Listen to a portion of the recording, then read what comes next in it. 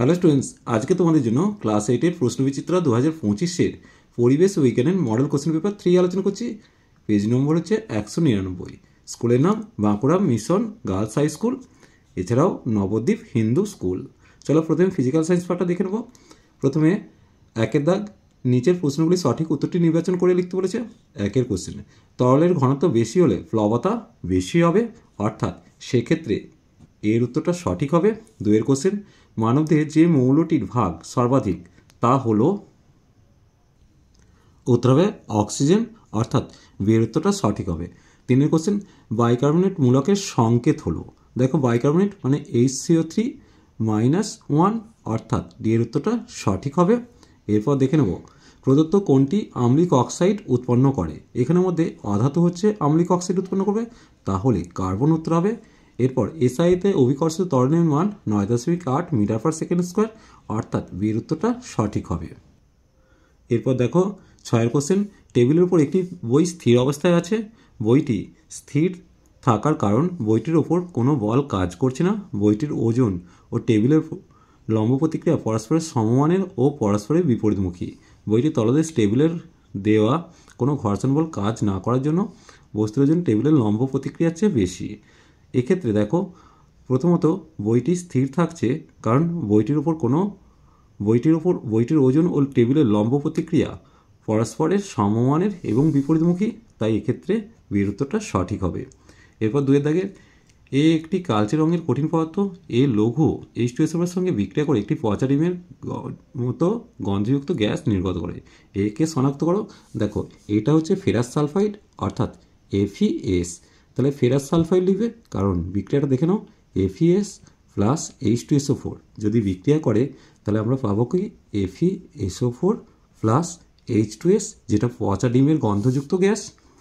এরপর দেখো মহাকর্ষ সূত্রের গাণিতিক রূপ লিখতে বলেছে। মহাকর্ষ সূত্রের গাণিতিক রূপ হচ্ছে F সমান কী হবে, G m1m2/d², যেখানে F হচ্ছে মহাকর্ষ বল, m1m2 বস্তুটির ভর, d হচ্ছে মধ্যেকার সরলরৈখিক দূরত্ব, g হচ্ছে মহাকর্ষীয় ধ্রুবক।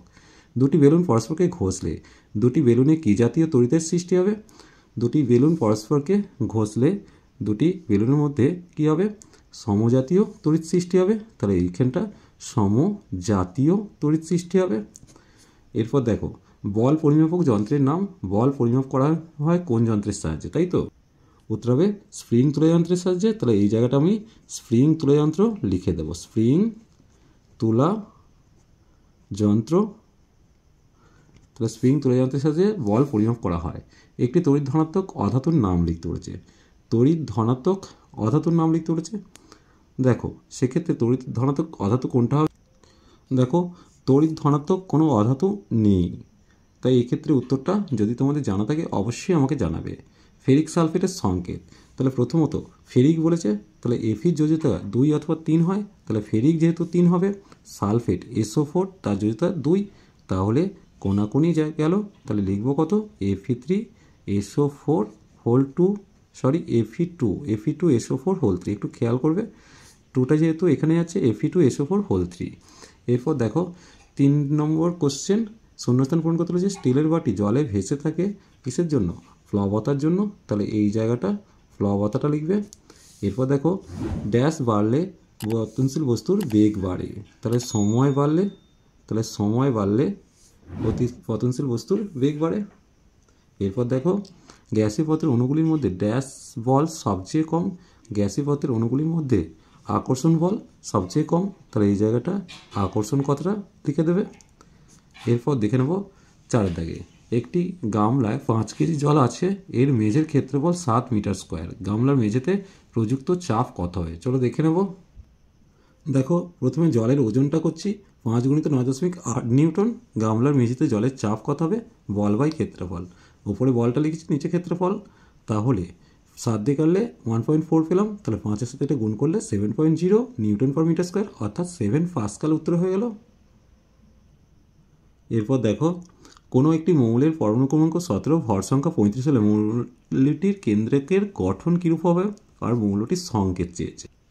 তাহলে প্রথমত প্রোটন কটা হবে? 17টা। প্রোটন যদি 17 হয় ইলেকট্রন 17টা হবে, নিউট্রন কত হবে? ভর সংখ্যা থেকে প্রোটন সংখ্যা বাদ দিলে নিউট্রন সংখ্যা 18টা পড়ে থাকবে, অর্থাৎ 17টা যদি ইলেকট্রন হয় কে কক্ষে 2টা থাকবে, এল কক্ষে 8টা থাকবে, এম কক্ষে 7টা থাকবে।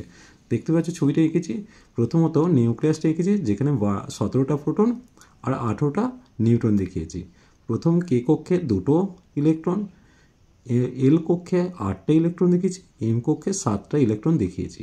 তাহলে ফর্মুলাটার সংকেত কী হবে? Cl 1735। এরপর দেখো কি দিয়েছে, ইকোয়াস আয়ন বলতে কি বোঝায়? দেখো আয়রন, কপার প্রভৃতি মৌলের একাধিক যোজ্যতা দেখা যায়, যেটাকে আমরা পরিবর্তনশীল যোজ্যতা বলি। সেক্ষেত্রে ধাতুর কম চার্জের আয়নকে আস এবং ধাতুর বেশি চার্জের আয়নকে ইক বলবো। এরপর দেখো একটি উত্তপ্ত ম্যাগনেসিয়াম ফিতা অক্সিজেন গ্যাসে প্রবেশ করালে কি ঘটে রাসায়নিক সমীকরণ সহ লিখতে বলেছে। দেখো উত্তপ্ত ম্যাগনেসিয়াম এর সঙ্গে অক্সিজেনের সংস্পর্শে সাদা গুঁড়ো হিসাবে ম্যাগনেসিয়াম অক্সাইড উৎপন্ন হবে। বিক্রিয়াটা দেখে নাও 2Mg + O2 থেকে 2Mgও উৎপন্ন হবে। এরপর দেখো পদার্থের অবস্থার পরিবর্তনে তাপমাত্রার পরিবর্তন হয় না কেন? কারণ পদার্থের অবস্থার পরিবর্তনের সময় অণুর গঠনের কোনো পরিবর্তন হয় না, তাই সেক্ষেত্রে তাপমাত্রার কোনো পরিবর্তন হয় না। শুধুমাত্র তাপমাত্রা স্থির থেকে বস্তু এক অবস্থা থেকে অন্য অবস্থায় পরিবর্তন হয়, কিন্তু অণুর গঠনের কোনো পরিবর্তন হয় না। এরপর দেখো নিউটনের গতিসূত্র অনুযায়ী বল 3 গুণ করলে ত্বরণের পরিবর্তন কীরূপ হবে? দেখো প্রথমে ত্বরণটা যদি এ ধরি তাহলে F/m হবে, অর্থাৎ বল বাই বস্তুর ভর।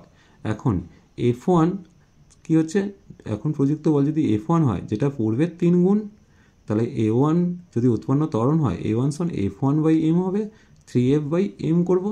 তাহলে 3 × F/m মান কত? A পাবো, যেটা আগেই তৈরি করে রেখেছি।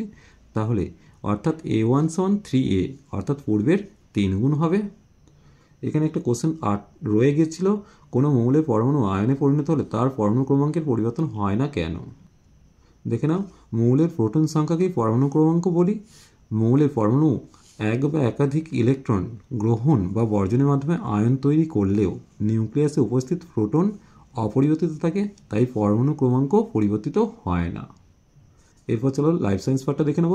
প্রথমে একের দাগ সঠিক উত্তর নির্বাচন করতে বলেছে। চোখের রেটিনায় অবস্থিত প্রদত্ত কোনটি মৃদু আলোয় দর্শনে সাহায্য করে? দেখো মৃদু দ আসছে, সেখানে রডের ড আসবে, তাহলে মৃদুতে রড কোষ হবে। খেয়াল রাখবে, যেটি থেকে এন্ডোপ্লাজমিক জালিকা তৈরি হয় তা হলো কোষ পর্দা বা প্লাজমা পর্দা। 3 কোশ্চেন, উদ্ভিদের পাতায় থাকা সবুজ রঞ্জক এবং খাদ্য সঞ্চয়ে সাহায্যকারী প্লাস্টিড হলো। সবুজ রঞ্জক মানে ক্লোরোপ্লাস্টিড আর খাদ্য সঞ্চয় মানে লিউকোপ্লাস্টিড, তাহলে সেক্ষেত্রে এর উত্তরটা সঠিক হবে। এরপর দেখে নেব 2 দাগ, উপযুক্ত শব্দ বসিয়ে শূন্যস্থান পূরণ করতে বলেছে। কাজের বিশেষত্ব অনুসারে উদ্ভিদ কলার প্রকারভেদ হলো ভাজক কলা, তাহলে এটা ভাজক কলা, আর একটা হচ্ছে স্থায়ী কলা। এরপর দেখো গভীর সমুদ্রে বসবাসকারী প্রাণী দেহের কোষের ড্যাশ ও ড্যাশের মাত্রা বেশি থাকে।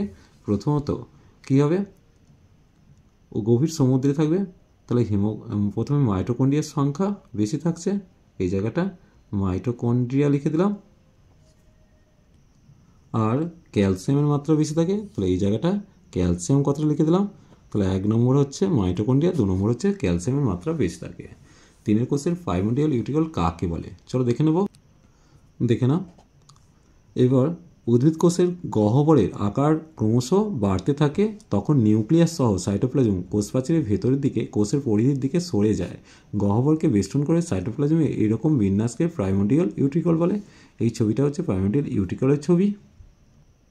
এরপর দেখো স্নায়ুকলা 2টি কাজ লিখতে বলেছে। 1 নম্বর যে পরিবেশ থেকে উদ্দীপনা গ্রহণ করে এবং তা মস্তিষ্কে বয়ে নিয়ে যায়, আর 2 নম্বর হচ্ছে জীবদের বাইরের ও ভেতরের পরিবেশের মধ্যে সমন্বয় সাধন করে। এরপর দেখো কী দিয়েছে, পর্দাবিহীন 2টি কোষীয় অঙ্গাণু নাম। 1 নম্বর হচ্ছে রাইবোজোম, এখানটা লিখে নিচ্ছি রাইবোজোম, আর একটা হচ্ছে সেন্ট্রোজোম, যেগুলোর কোনো পর্দা নেই। তাহলে পর্দাবিহীন কোষীয় অঙ্গাণু 2টো হলো, একটা হচ্ছে রাইবোজোম আর 2 নম্বর হচ্ছে সেন্ট্রোজোম। ক্যাকটাস উদ্ভিদের 2টি বৈশিষ্ট্য লিখতে বলেছে। দেখে নাও, জল সঞ্চয়ী উপাদান মিউসিলেজের আধিক্য চোখে পড়ে, এটা 1 নম্বর লিখবে। আর 2 নম্বর, কোষের বাইরে মোম জাতীয় পদার্থের আস্তরণ দেখা যায় যা বাষ্পমোচনে হার কমায়। এরপর দেখো পেশি কোষের শ্বাসরঞ্জকের নাম কি? উত্তর হবে মায়োগ্লোবিন, তাহলে এই জায়গাটা মায়োগ্লোবিন লিখবে, মায়োগ্লোবিন। এরপর দেখো সেন্ট্রোজোমের একটি কাজ কোষ বিভাজনে গ্রহণ করা, কোষ বিভাজনে অংশ গ্রহণ করে।